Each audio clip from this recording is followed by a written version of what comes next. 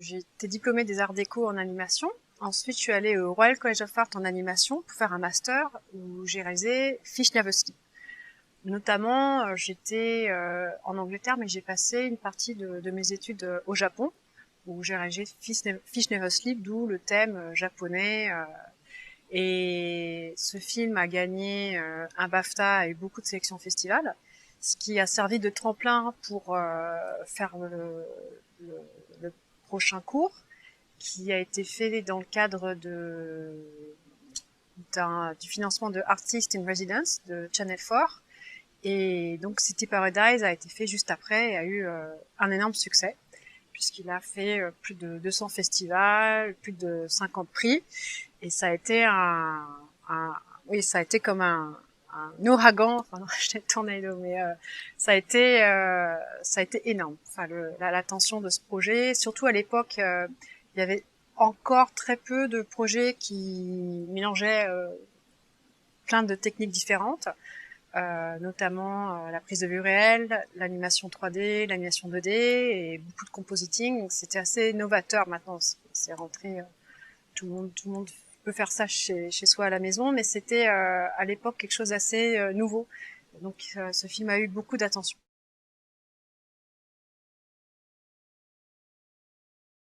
D'avoir séjourné au Japon à une époque où c'était beaucoup plus difficile d'être résidente dans ce pays-là. Il n'y avait pas encore Internet, il n'y avait pas encore ces facilités qu'on a de traduction dans le langage. Je me souviens à l'époque même mon anglais était pas très bon, mon japonais totalement inexistant. Donc il y avait voilà une autre manière de communiquer que le langage parlé. Et je pense que City Paradise aussi, c'est aussi mon expérience de française en Angleterre quand j'ai débarqué. Euh, donc il y a tout un mélange comme ça d'être de regard d'une étrangère dans un pays nouveau.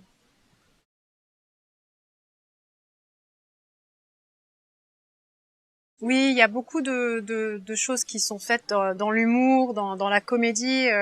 C'est vrai que quand il y a des, euh, des situations où on est mal à l'aise, c'est vrai que je vais par le rire ou par la comédie essayer de trouver une alternative.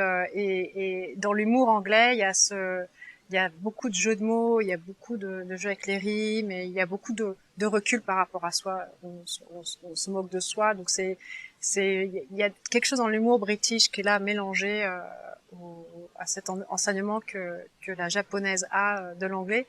Et, et voilà, j'essaie d'injecter cet humour le plus possible. J'ai une amie qui m'avait parlé d'ailleurs que je connaissais les Monty Python, mais il y avait ce sketch de Silly Walks, the Ministry of Silly Walks, le ministère des voilà. Et c'est vrai que j'avais commencé déjà à faire mes animations en 2D, des jambes. D'ailleurs, c'est Louis Clichy qui à l'époque avait fait l'animation des jambes et qui a fait d'énormes grands succès depuis avec Astérix, mais et j'avais vu donc ce sketch du Ministry of Silly Walks et c'est pareil, je dis c'est marrant comment voilà les, des idées peuvent je m'étais pas inspirée, c'est que j'avais déjà commencé et ça confirmait du coup le ton, la démarche de certains Britanniques.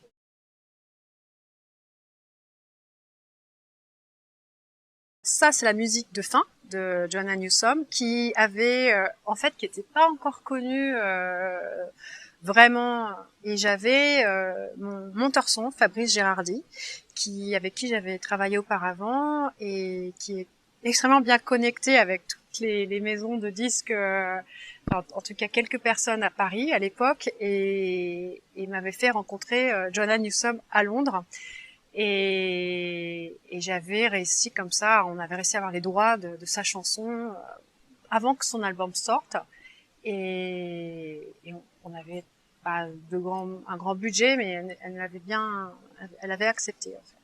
Le reste de la musique a été composé par Joss Mienel, qui est un, un musicien extraordinaire qui joue à Paris, qui est un compositeur extrêmement doué. On avait travaillé ensemble sur Fish Never Sleep et j'ai commencé à travailler avec lui dès l'animatique. Et il a été là présent tout au long du processus de fabrication du film, ce qui a permis de beaucoup d'allers-retours. Et c'était vraiment un luxe à l'époque de pouvoir avoir ce compositeur en amont et de pouvoir trouver le bon ton, le bon rythme de la musique. Maintenant, c'est beaucoup plus difficile, je pense, de procéder ainsi. Souvent, les budgets sont plus restreints. On fait appel aux compositeurs un peu à la fin. Et avec Joss, on a travaillé dès le début ensemble. C'était ouais, une expérience très enrichissante.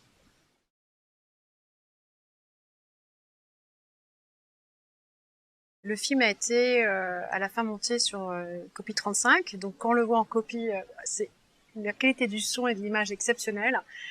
Maintenant, si on le projetait en 4D ou je sais pas s'il tiendrait la route, mais c'est vrai que à l'époque, j'étais extrêmement perfectionniste, donc il fallait que chaque image soit parfaite.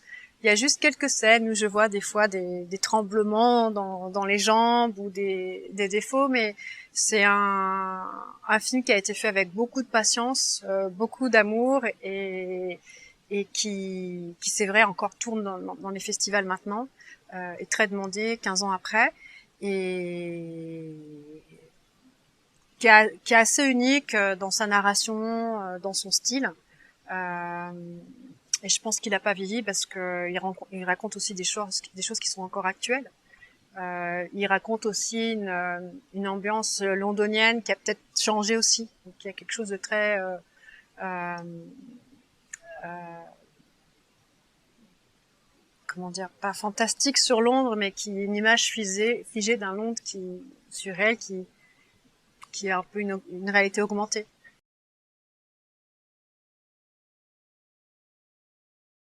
Ce qui a été un peu révélateur en travaillant sur City Paradise, c'est que j'ai travaillé avec des acteurs sur un plateau de tournage et ça a été une vraie révélation parce que j'ai vraiment adoré ce travail de collaboration et comment les acteurs amenaient quelque chose.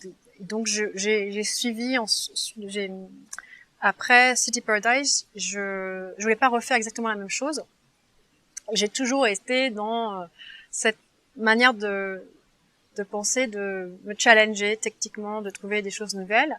Donc j'ai fait un court-métrage en prise de vue réelle qui s'appelle After the Rain, qui a certaines touches oniriques, où là c'était mon premier court-métrage avec des acteurs.